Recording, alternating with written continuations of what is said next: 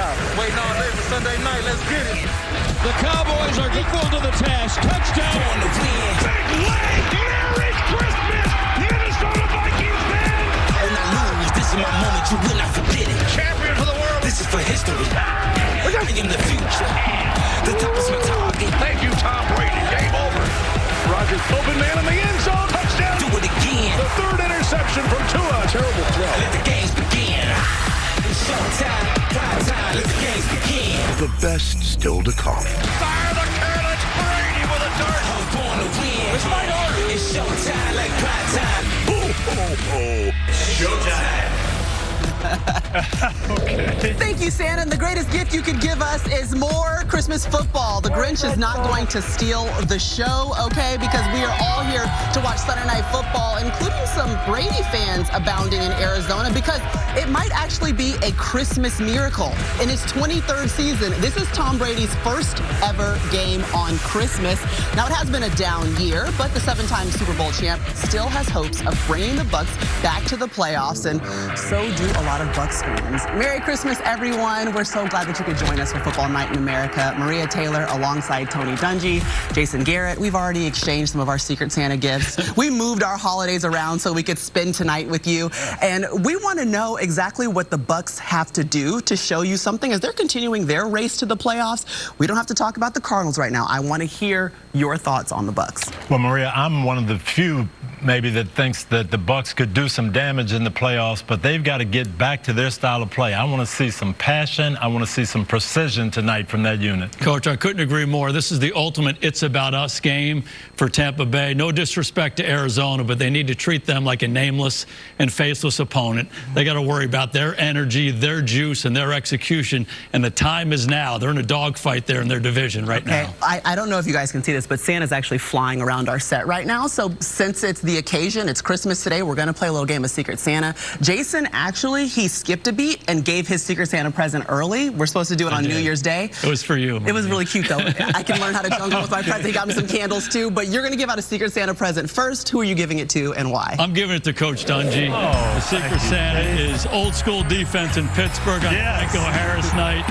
They intercepted the Raiders 3 times. Cameron Sutton with the big one at the end. A tremendous tribute to Franco and the Italian Army. Jason, I have a gift for you. It's from your old quarterback, Dak Prescott. He was on fire yesterday, 3rd and 30 plus. Don't worry about it. Dak can handle it. 347 yards, 3 touchdowns, and he did it just for Coach Garrett. All right, I'm going to give a present to Chris because he actually has been good this season, and I'm giving him Brock Purdy. Remember, he shook off kind of a tough first half, a great second half, made some big plays, and we love the story of a 3rd-string quarterback coming out of nowhere and helping the 49ers win their 8th straight game because Chris knows what it's like to be a 3rd-string quarterback. I couldn't be nice the whole time, Chris. I'm was sorry, that a buddy. gift? A hole in my stocking? What was that? I don't know. But thank you. Merry Christmas. At least you got me something. You're welcome. Okay? My first gift goes to Coach Jason Garrett. Yes, you got me nothing, Coach. No problem. I got you covered. All right? The season of giving. Early in the Hall of Fame game, earlier this year, Coach Garrett talked about, I want to see the old guard. I want to see Aaron Rodgers late in the season. Well, guess what, Jason Garrett? Aaron Rodgers is alive. Hey, Coach Dungy, I know you didn't get me a gift. No big deal. Here's one for you, too. You talked about it. Defense, run the ball all the time. Well, I gift you the Carolina Panthers. Oh, my gosh. Please don't look at the Detroit defense, Coach. You might have a heart attack, all right? But Carolina, Steve Wilkes, way to go. And then Maria Taylor. It's Georgia time. Your man, okay? George Pickens, all right? Everybody out there might think you're wearing red for Santa Claus. No, it's really for Georgia. That's what she does. Merry Christmas to all of you, and even to you, Maria, with that little cheap shot right there. I appreciate it. An excuse to say, go Dogs, sick 'em against Ohio State. All right, the Christmas miracle for Jack and Rodney is that they're in a warm weather location for Christmas Day. Congratulations and Merry Christmas, guys. Yeah. I appreciate the congratulations, Maria. And also, I heard you were looking for Santa Claus. We got him. Santa Claus right here, front left, right there. No, that's a fake Santa. That's not a real Santa. Sorry, kids. That's not the real deal. Santa, get you some FaceTime. There he is, Santa. Hey, so I heard we're doing the Secret Santa in there. You get me anything? I got you something, man. What about a team that's in the first place in the AFC North that won 7 straight? The Cincinnati Bengals. They got stripes. With a healthy Jamar Chase. Yep. Joe Burrow's playing like he's an MVP. He's playing some of the best football of his career. But also, you look at that veteran defense, the Bengals are going to be a problem in the playoffs. Yeah.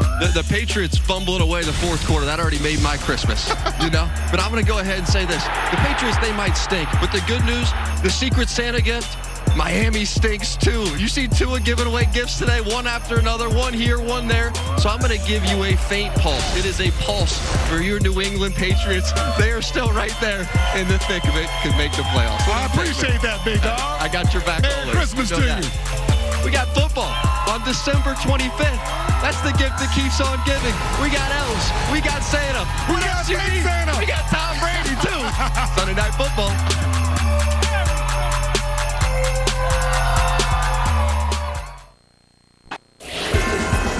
Oh, happy holidays, guys. We just look at you're still wearing red. Did you ever not wear red in your life? I've been Georgia my whole life. 2.5 in that picture. I knew. Look at Happy Berry. What kind of hair? Man, look at that hair is right. Where's the teddy bear's nose? Whoa! Look at that. How old Look are you at there? those curls. How old are you? I was young. Banjo, it's my brother John, my brother Judd. That's awesome. We knew you were young. Thanks for the update there. Thank you. I was young. I was very young. Still red, though. And had your Giant shirt on? Yeah, the G-Men. Yeah. Once a Giant, always a Giant. Yeah, this guy. That's why we're buddies over there. Well, I love the hair, Coach. We're celebrating Christmas, obviously, the entire show today on football night. But maybe not a lot of celebrating if you're a Bucs fan and you're watching your offense. You might have some concerns. And, Coach, you're concerned with the pressure that opponents have been able to generate against the Bucs. Yeah, when Tom Brady's at his best, it's run game, mix it, play action, get rid of it quick. But when you can't run, that puts a lot of pressure on the pass protection in this line, starting out with injury problems, but it has been shaky. Rodney Harrison has told me for years the way to get after Tom is pressure up inside, and he's seen it all year, Chris. Yes, he's not a mobile quarterback. He's not going to make a ton of plays outside the pocket. We know, Coach, I think you're right. They were at their best last week in the first half of the football game. Running attempts are important because it keeps the play action pass alive, and it's something to look forward to. Yeah, echo those sentiments. It's about running the ball first. They're 32nd in the National Football League, and the loss of Ryan Jensen, their center, he brought some edge and physicality to the middle of that offensive line. He's really been missed. Maybe some good news. Tristan Wirfs is scheduled to play here today. Remember, dealing with a high ankle sprain. So some good news. Merry Christmas, Bucs fans. He's really good. He's one of the best right tackles in the game. So we hope that makes you feel a little bit better. Jack, we got something that we wanted you to see. A cute little picture. Look at that tie. Wow. Oh, my God. Oh, look at him hanging against my face. He's so soft. Look at him. Blonde hair. So cute. That's right. Jack, Maria, you're the cutest. my brother told me, he said, you know, the longer the tie, the bigger the baller. I was going to see if that tie could touch the floor. I had thing hanging down about my kneecaps. I'm staying away from that one. It was, that was what it was. My brother, he had me laced up, looking clean on Christmas, hot rod. So let's talk about this defense. Speaking of lit, right? This defense, they've been lit up. It's a top 10 defense, but right now, this group, they haven't gotten it done in critical moments trying to go make the playoffs. They've lost their intimidation factor. And when you look at the front seven, they don't have the pass rushes to get after the quarterback, so they struggle. But you look in the secondary, it's one guy that I absolutely love, and he's a stud. His name is Carlton Davis, and he doesn't care who you are. Jamar Chase, he's going to get in your face. He's going to play physical. He's going to jam you, and he's going to compete. And he's also a veteran, so that little slight grab, the little pull, he is the ultimate competitor. He doesn't make a lot of interceptions, but he makes a lot of plays. Can't wait to see him play tonight against Hopkins. Hey, I got to feed your energy right into this promo, though, because tomorrow, the new Peacock original documentary, hit it with one time. Woo! Becoming Ric Flair gives you the full story behind the WWE Hall of Famer, streaming tomorrow only on Peacock.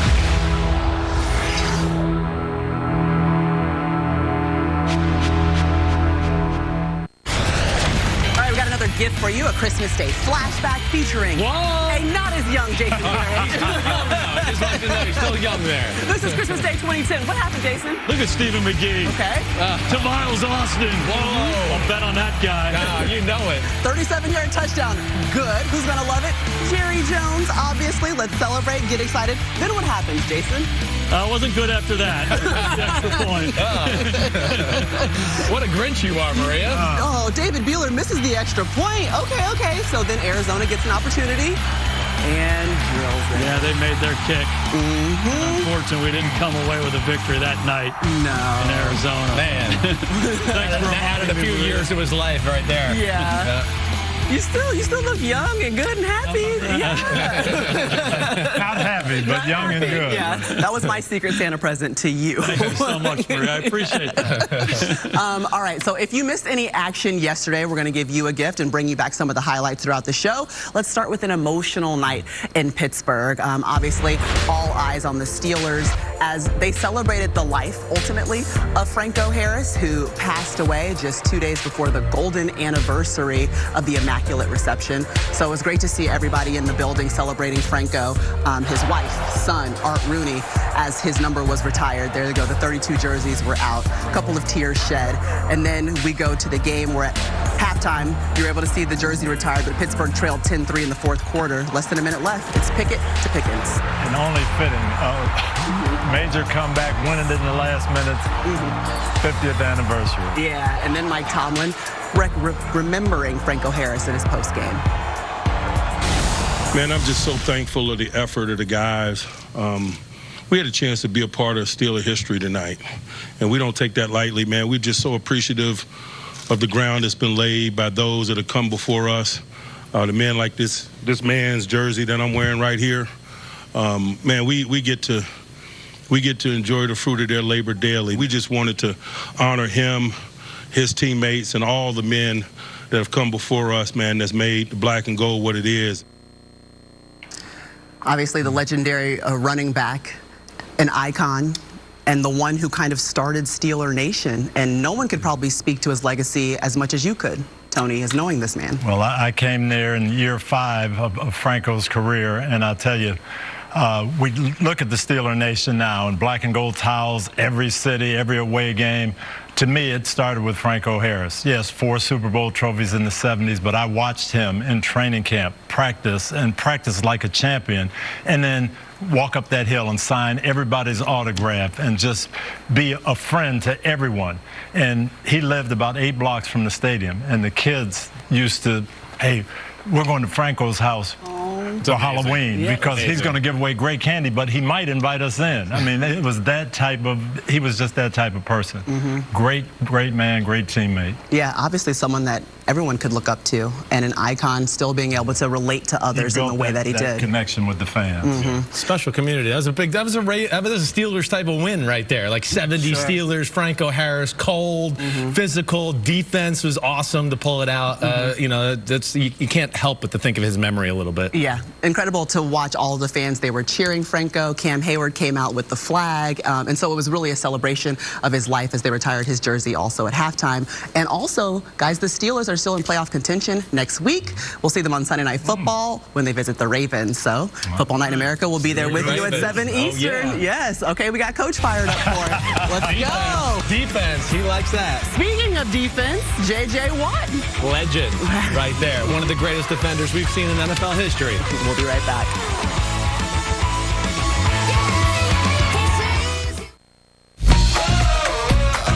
This is Football Night in America, served by Applebee's. So Tom Brady trying to piece together one more playoff run. A win tonight is key to holding off the Carolina Panthers. You got Brady's in attendance. Little Brady's all around the stands. And Brady and Rodney Harrison, they won back-to-back Super Bowls together. And earlier, 2 longtime friends caught up on Christmas. Got my good boy Tom Brady up in here, 23 years in the NFL, your first time playing on Christmas. How excited are you? I'm excited. We got a tough challenge ahead, so it's a blessing to be able to play on Christmas, do something we love to do, give everyone a chance at home to kind of watch some NFL football on Christmas night. So I'm excited. 4 turnovers last week. You absolutely stunk. Kind of remind me, I'm just saying, it remind me of the days that I used to pick you off. Like, what do you have to do to get better? I know. You know, turnovers killed us last week. They really kill you every week. Unfortunate the way that game ended, but, you know, it's a new week this week, and I think taking care of the ball is going to be really important tonight. You told yourself that? I always tell myself that. I try not to do it, but, you know, sometimes it happens. You got to learn from it and try to be at my best tonight. The team deserves it, and I want to go out there and play my best game tonight. What does this offense have to do in order to reach its full potential? Well, we got to take advantage of the plays in the passing game when they're there. When we have our shots, we got to take them and we got to hit them. This is a team that actually defends the deep part of the field pretty well. And we get the ball in our hands, we got to do something with it. And, you know, throw it to the open guy and no turnover, score in the red area, all kind of the fundamentals of football that really matter. I know our defense is going to go out and play well tonight. So hopefully it's a great atmosphere. But, yeah, my first time playing on Christmas, so it's a new experience, and we're going to go out there and give it everything we got. Well, man, it's good to see you. All the best to you. Merry Christmas, Tom. I know. You too, bro. All-time great man and teammate and friend, and love seeing you on Christmas. So thank you, Merry brother. Christmas. Same with you, man. Yeah. All right. All the best to you. All right, baby. All right. I'll see you. You too, man. You too. Well, you and Tom always had that great relationship, always got along so well, because I feel like you always kept it real with him, exactly how you did right there in that interview. But one of my favorite moments is watching him come off the bus, that hug you two shared. What was that moment like for you? It was a very special moment. I think we both needed it. You know, anytime your brother is going through a tough situation, you want to make sure that you're there, that you support him, that you love on him. And that's what we do, man. We're brothers, and I'm praying for him. I know he's resilient, he's strong, he's going to bounce back, and I think he's going to play great tonight. In this third season in Tampa, there's been plenty of frustration, some of it caught on camera as well. But as you look at Brady and his journey, what do you think comes next for him? I think Tom leaves. I think he continues with his career, but I think he leaves Tampa Bay. I think he goes and he finds another team that has a roster, an offensive line that can block and protect for him. That's a big issue for him. I think you still got that fire to keep playing, though. I still think Tom has the fire. At times you see his age, but he still has that pop in his arm. He can throw the ball 70 yards, 65, 70 yards down the field still. Amen. Amen. You can still feel the fire when you two are talking right brother. there as well. The weight of the season on Tom Brady's shoulders, and that is exactly the way that he likes it. There's the quarterback on the other side as well, McSorley. Coming up, we'll continue to look back at Christmas Eve football with playoff implications all over the country, just like tonight, if we're being honest. I'm causing mayhem. Sunday Night Mayhem, presented by Allstate. Turnover, they got it! Turnover, Bengals! And recovered the turnover! Touchdown, Buffalo! How about those? Picked off by 20. The Cowboy defense was equal to the task. 61! Merry Christmas! Minnesota Vikings fans! I am the...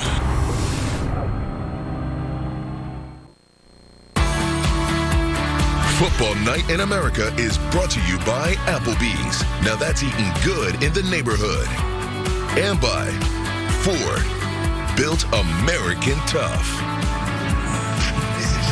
Football Night in America continues on this Christmas night. The roof is open here at State Farm Stadium in Glendale, Arizona, because, and I'm sorry to say this to many of you, it's 70 degrees right now. It has been ideal out here all week as the Tampa Bay Buccaneers get set to take on the Arizona Cardinals. As everyone's been talking about in the studio, hugely important game for the Buccaneers in their hopes of winning the NFC South and Tom Brady getting back to the playoffs. You probably know Tom Brady was picked 199 overall in the 2000 draft. Well, a few years and a few picks later than Brady, the New England Patriots also drafted a 6th-round quarterback. His name, Cliff Kingsbury, the quarterback of the Patriots briefly, now the head coach of the Arizona Cardinals. Kingsbury and Brady have maintained a friendship. Cliff telling us on Friday, the one thing he took away from his time in New England, Tom's incredible attention to detail, manic in his preparation. He learned from that, wishes he knew more of that as a player, but it did help him inspire to do that as a coach. It's one of the reasons he had success at Texas Tech, some success here at Arizona, but obviously difficult time. So friends will be one coaching and one on the field when the Bucs have the ball tonight. We'll We'll see you for kickoff in a little bit. Merry Christmas to everyone back in the studio as we send it back to you for more of yesterday's highlights. Thanks so much, Mike. Merry Christmas to you. Thanks for rubbing in the weather. It's a balmy, about 20 degrees here in Connecticut. But enjoy the game, bud. Heartbroken. All right, let's continue our recap of yesterday. We're going to do a little bit of an AFC focus, starting with an upset. Coach Dungy? Yes, the Texans have been close a couple of times. Took Kansas City into overtime, but they finished it off against Tennessee. Snap a 9-game losing streak, and now the Titans are on a 5-game losing streak. Then it was the Ravens without Lamar, no problem. Tyler Huntley leading the squad. That's right, doing well. Hey, the Ravens, it's easy. They run the ball, they stop the run. Tyler Huntley efficient in the pass game. I know Coach Dungy likes that. How about Cincy taking on the Patriots? You gotta love Ramondre Stevenson until he fumbles, and the Bengals hold on to it. Yeah, Patriots got down early. They're coming back. Stevenson fumble late. Kills the Patriots for the second week in a row. Don't get it done at crunch time. The Bengals on a 7-game winning streak, and then the Bills and the Bears. Bills ran wild for 254 rushing yards. Yeah, they were struggling early, but they used their 2 backs. Devin Singletary here, but it was great to see them get that running game going. They clinched their 3rd straight AFC East title. Then we've got the Chiefs taking on the Seahawks. You know what time it is? I know. It's the Magic Man. Here we go. Okay, what's he going to do? What trick's he going to do this week? Oh, the left-handed handstand touchdown dive. It's unreal. He's, of course, one of the best in the sport. And then their head coach got a great gift on Christmas Eve. We got you a Christmas gift. Oh.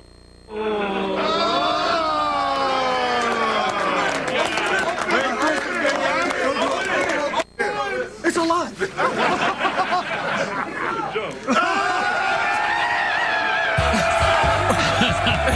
That's a big burger. How good is that? Hey.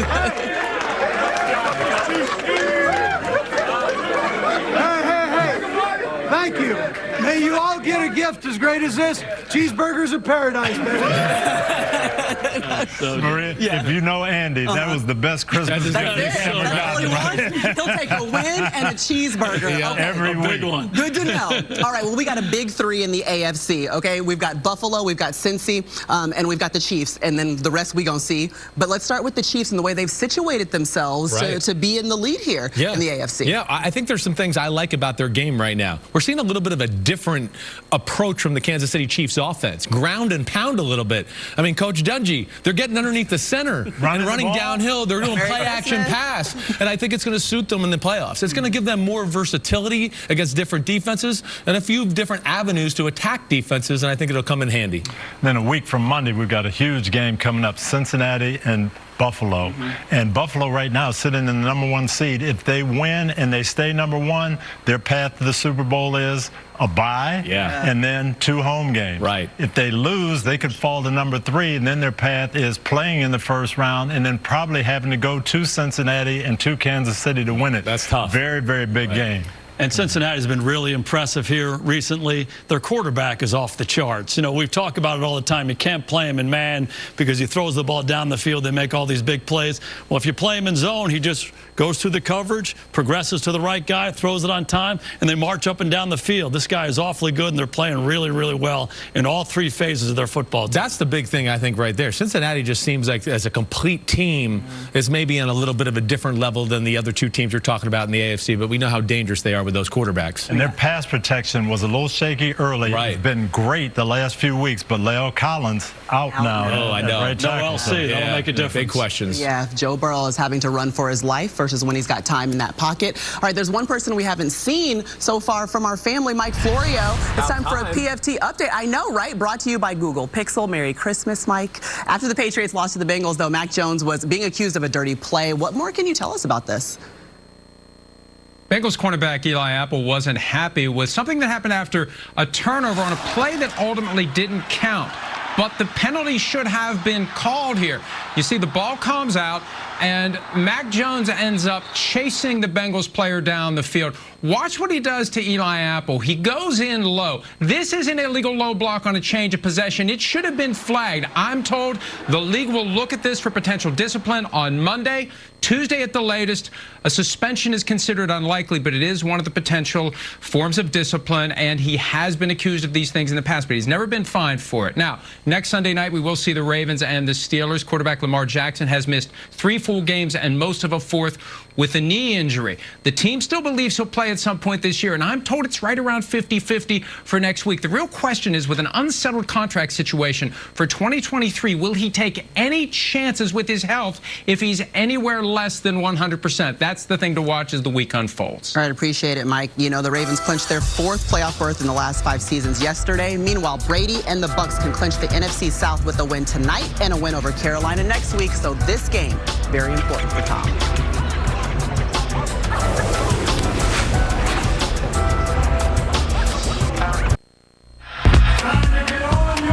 This is what happens when we get together. Throws into the end zone. It is caught. Touchdown. It's always magic here with you. The kick is up. The kick is good. This is what happens when we get together. It ain't that hard for us to fight harder, right? Let's fight. Let's go. Let's go. Seconds left. It's caught. Fire the cannon. Goes for the end zone. He's in. Let's go. This is Football Night in America, served by Applebee's. Get together. Our holiday party is continuing from Arizona. Pat Tillman jerseys in full effect. Big 40, Pat Tillman right there. Oh, we got a little Who could Gronk. forget? Double Gronk. Coming back. Shout out to the Cardinals cheerleaders for joining us, and Santa for coming from straight from North Pole. Guys everywhere. Arizona. All right, time for BetMGM, Chris. All right, it's time for the BetMGM breakdown with my man Matthew Berry. Okay, last week, Tom Brady against the Cincinnati Bengals. He was great in the first half, not so great in the second half. What do we expect tonight against this Cardinals defense? I think he puts together 2 great halves. You heard him talking early in the show to Rodney about he knows he needs to be great tonight, and I think he will be. First off, it's a great matchup against Arizona. Coming into this weekend, only one team in the NFL had allowed more touchdown passes than the Arizona Cardinals. Brady has had multiple touchdown passes in 4 of his past 5 games. Now, MGM's odds clearly favoring multiple touchdowns tonight, but I think he gets there easily tonight. Big game coming for TB12. That's right, and we've seen some good from this Tampa offense. You look at Brady, what he did last week early on in the game.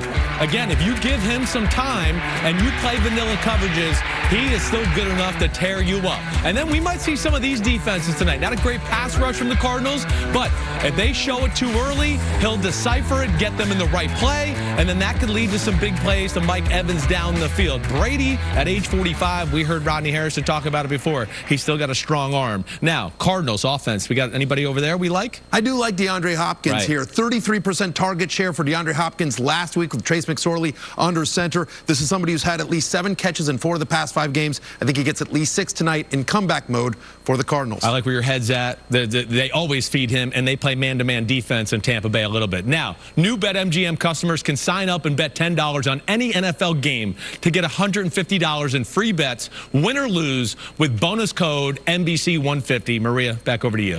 Thanks, Chris. Since Christmas is here, we are reminded of a holiday staple, which is quarterbacks thanking the big guys in front of them for their protection. Peter King explored the history of one of football's greatest traditions by looking at some of the most luxurious and outlandish gifts to offensive linemen over the years.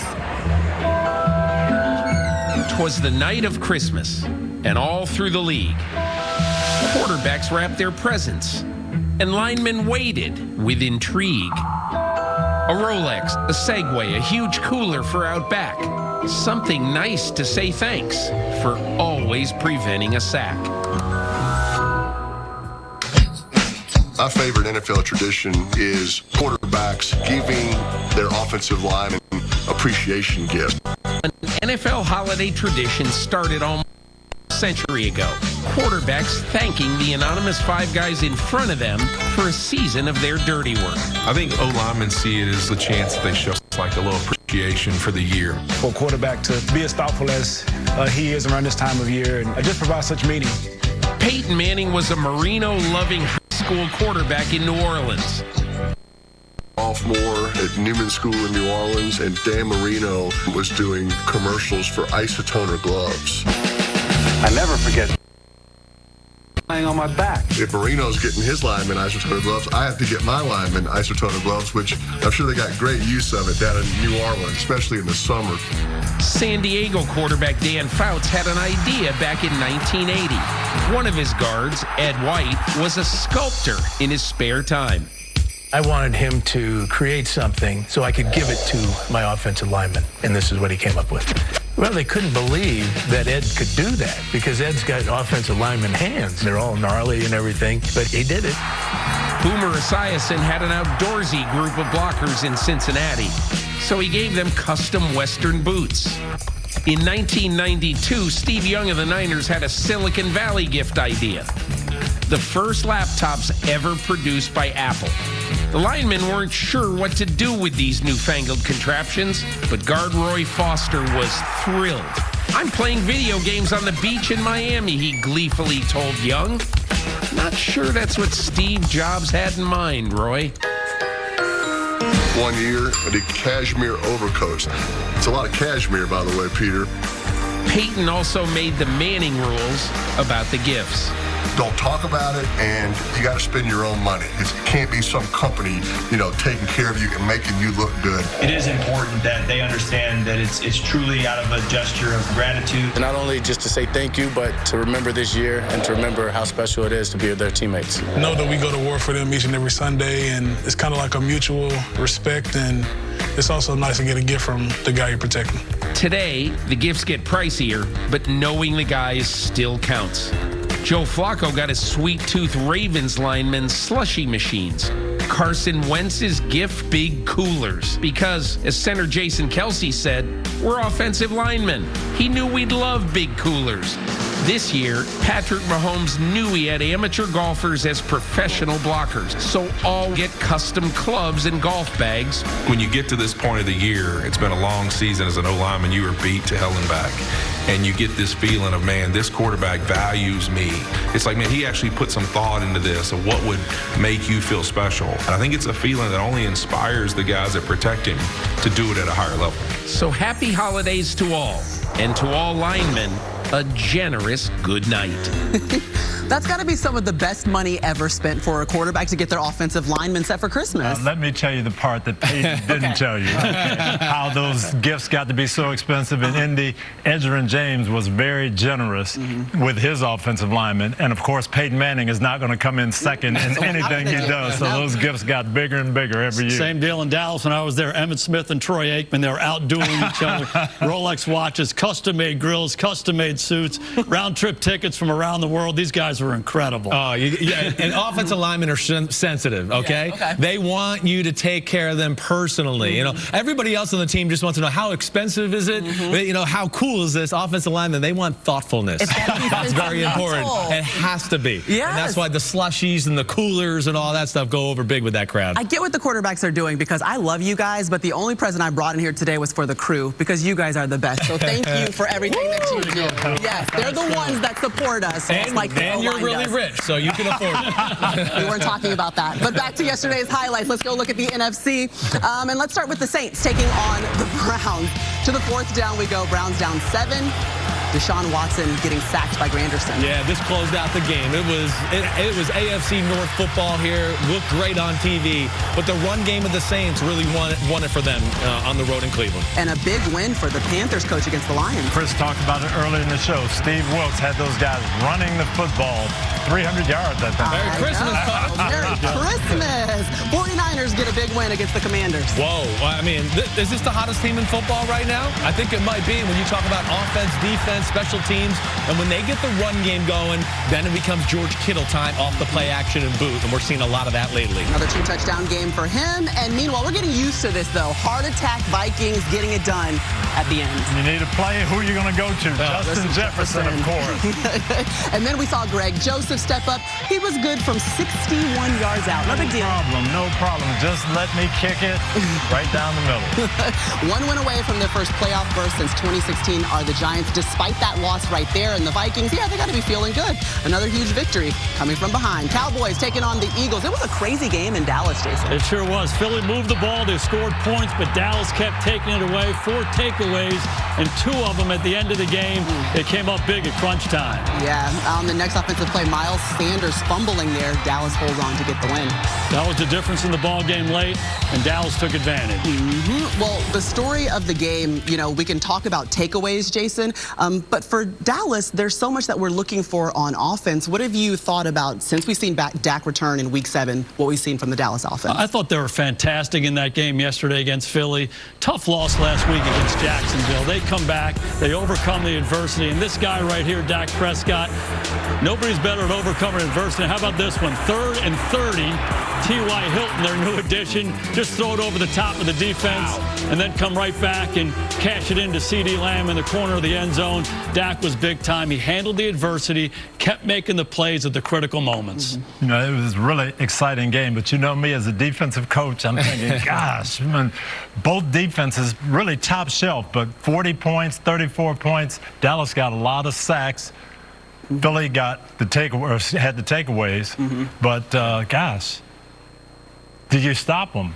Do you get, you know, you're giving up points, you're giving up yards. This is not the way to go into you're at the playoffs. I worry about the Dallas, the size of their overall defense a little bit, and then the fact that they have to load the box at times and then play man-to-man off of that leads to some big plays. But I think the one thing we've seen here as of late is just some teams wear that defense down a little late in football games. That may be my one concern about them, but, man, they still make plays, JG. And among the elite teams in the NFC, San Francisco's defense continues to hold up and seems to be getting better and better and better come playoff time. Yeah, they can see they're actually going up. The trajectory looks good for what they've been able to do so far this season. Let's welcome back in Mike Florio, get another PFT update brought to you by Google Pixel. And Mike, elsewhere in the NFC East, Carson Wentz replaced Taylor Heineke in Washington's loss to San Francisco. Now Ron Rivera has a decision to make. All right, and here's what's going to happen. On Monday, the coaching staff will look at the 49ers game, look at what both Taylor Heineke and Carson Wentz did in that game, assess which one gives them the best chance to win the rest of the way, make a decision on Tuesday afternoon, Wednesday morning at the latest. And if you're looking for a lean, I'm told that Ron Rivera really liked what he saw from Carson Wentz in what was his first game action since October 13 in a Thursday night win over the Bears. All right, thanks for the update, Mike. Now, hold on right there. I hear that we actually have a Christmas photo for you as well, and it tells us everything we need to know. Look at the Vikings jacket. Look at that. That's where it all started. Was this the beginning, Mike? A lifetime of torture started right there. 50 years of misery. How old were you there? 1975. Oh, my God. I was 9, 10, I think. I don't know, but yeah, it's been a long time. It's been a long time having your heart ripped out and stomped on right in front of you. He was probably wearing that when Roger threw the Hail Mary for the touchdown. Yes, trust me. You want to get him mad, you show him that play. You mean the pass interference from Drew Pearson? That play? Yes. Thank you, Coach. 2 hands right in Nate Wright's back. Well, Mike, if you can find the jacket, we fully expect you to wear it on Week 17. No big deal. Just go find it and wear it. All right, we're still waiting for our Sunday night football matchup to kick off. Buccaneers taking on the Cardinals. Bucs taking the field.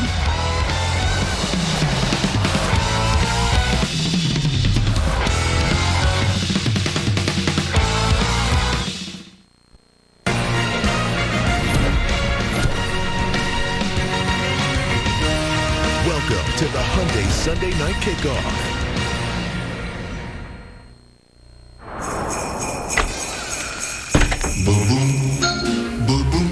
It's Christmas night. Finally. A chance for a little me time. I feel like we've all earned it.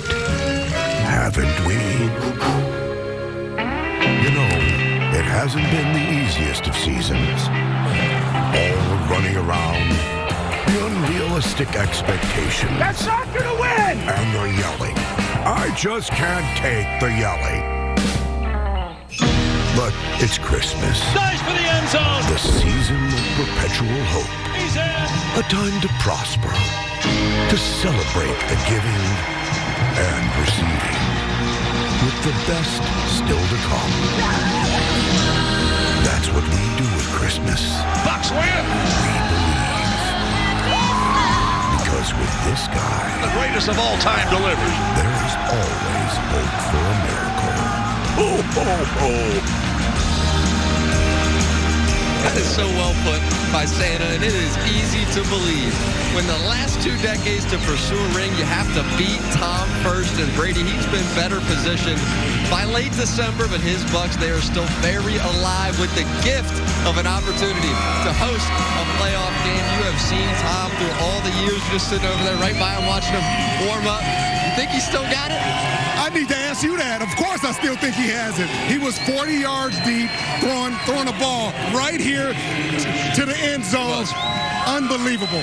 But really, when you talk about Tom Brady, it's his frustration. His frustration with the offensive line. They can't consistently run the ball, so no play-action pass, and he doesn't have a lot of chemistry with those veteran receivers that they brought in. Let's take it on the field one time. Presented by Hyundai. Chris Godwin, one of those receivers you just mentioned, been one of those trusted targets down there in Tampa.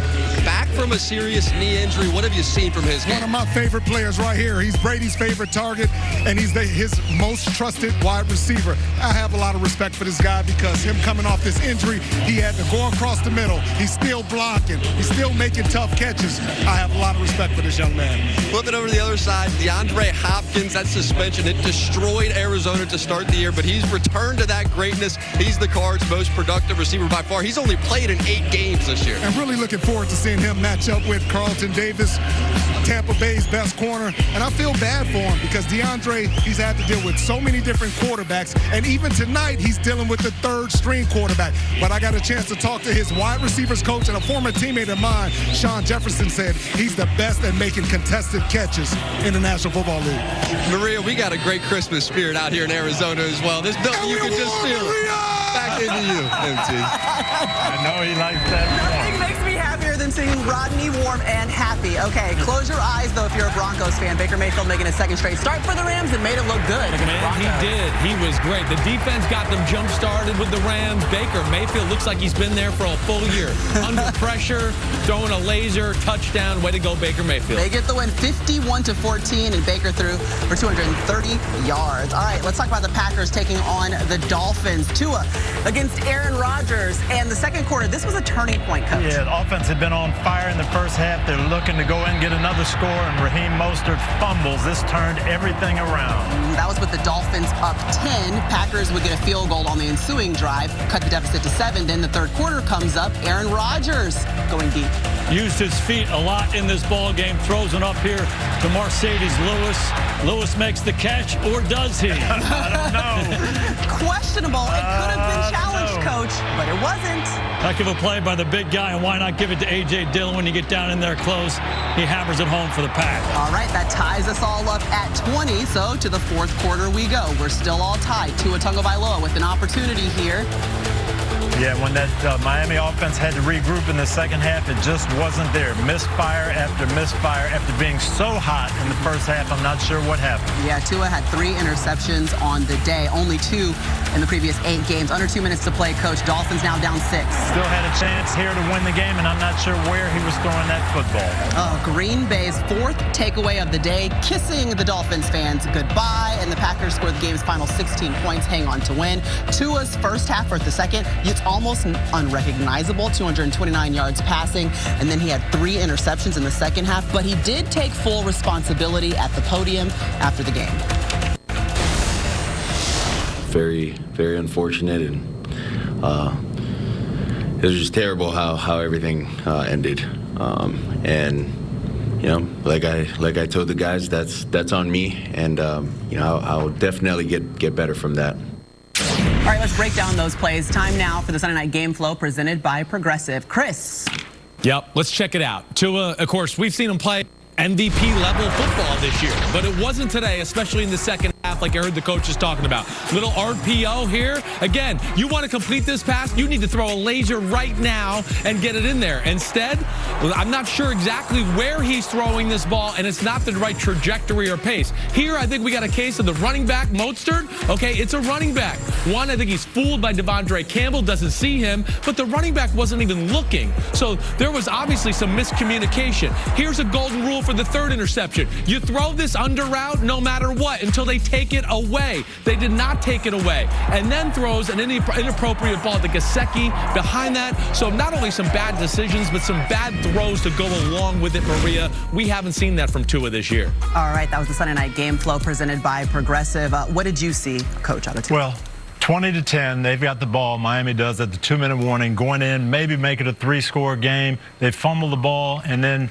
the last 5 drives, they have 4 turnovers and a missed field goal. Just nothing going right offensively when they needed it. The Packers were giving up those chunk plays on defense early on in the ball game. They make the takeaways, but Green Bay's offense, not quite the offense we've come to see in recent years, but you saw some glimpses. They made some chunk plays throughout this ball game to different receivers. A long ball to Lazard. He comes back to Dobbs and then finishes up with Watson. So Aaron Rodgers, not quite the Aaron Rodgers that we know, but it looks like they're getting a little flow and he's getting his swagger back. But you know, the great thing that you mentioned there, different people. Mercedes Lewis, Dobbs, Watson.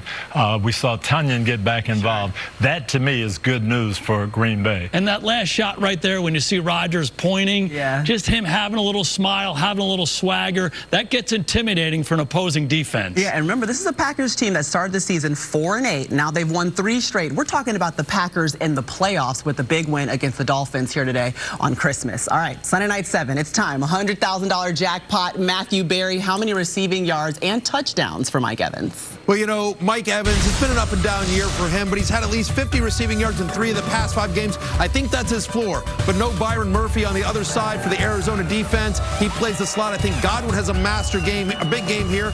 So it limits his upside as well. So I want that 50 to 64 option on Mike Evans. Now they want to know how many touchdowns.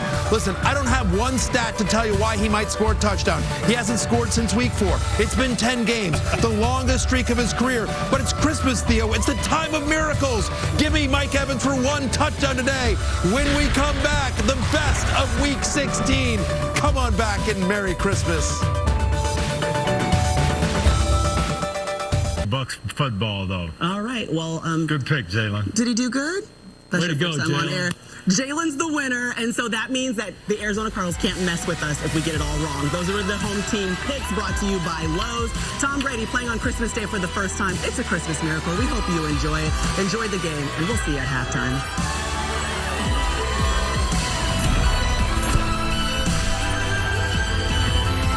This has been the Hyundai Sunday Night Kickoff.